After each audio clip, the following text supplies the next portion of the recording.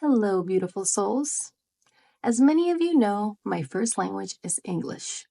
Being in the Philippines, I try to learn the Filipino language as much as possible. And let me tell you, it's been quite the experience.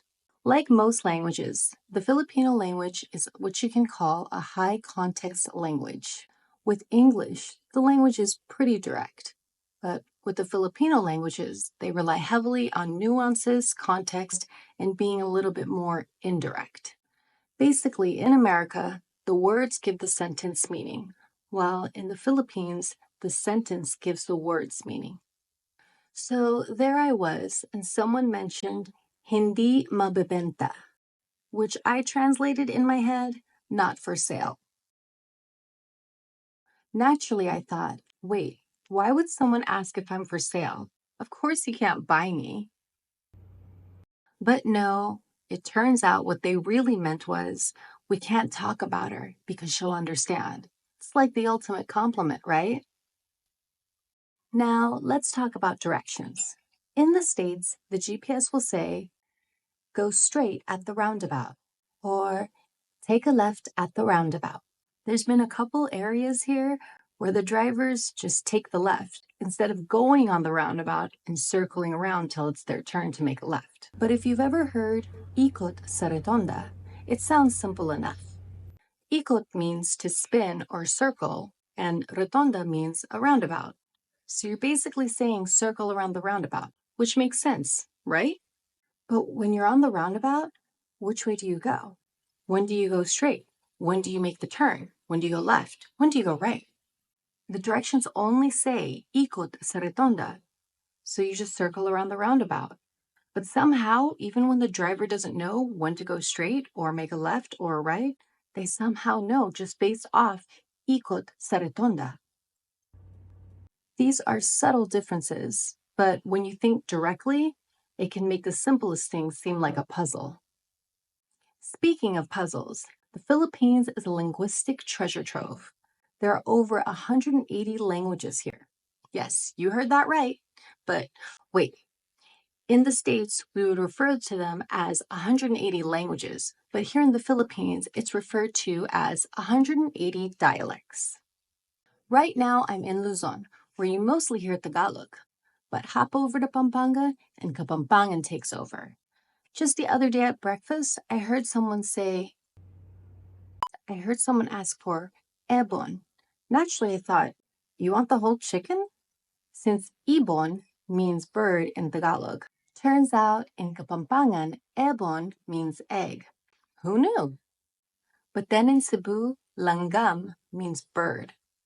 So you can imagine the confusion when I heard someone say, ang daming langgam, as one guy looks to the sky, searching around, and I look to the floor, searching for ants.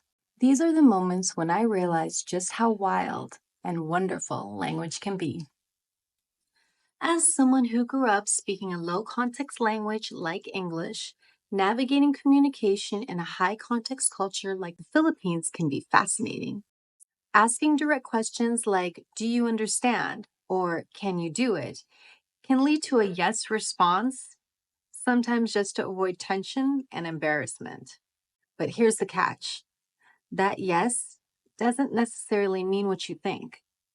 In high context cultures, communication is more about subtlety and reading between the lines. You can't really get a simple yes or no to your question.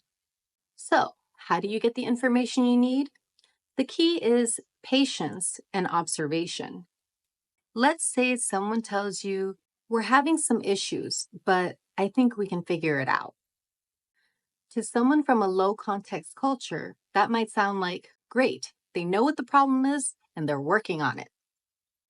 But what it actually means is we need to think about this a little bit more. See the difference? It's all about context.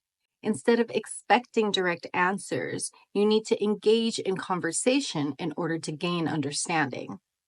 Ask more open-ended questions like, what steps are you taking? Or who else is involved? You'll get more valuable information without putting anyone on the spot. And yes, this takes time. I remember a meeting where it took a couple hours just to realize what we were actually there to talk about. It can feel a bit drawn out, but that's the beauty of high context communication, building rapport, listening, and allowing things to unfold naturally. The people who thrive in these situations are good listeners. In the West, we're taught to express ourselves quickly and clearly. But in high context cultures, listening is an art. You learn to pick up the nuances and embrace the ambiguity. It's not about rushing for answers. It's about staying tuned into the details and allowing the conversation to flow. Needless to say, the languages in this country intrigue me. There's so much to learn, and I'm loving every moment of it. As a forever student, this is just the beginning. Thank you for hanging out. Remember to like and subscribe. Until we meet again, stay wonderful.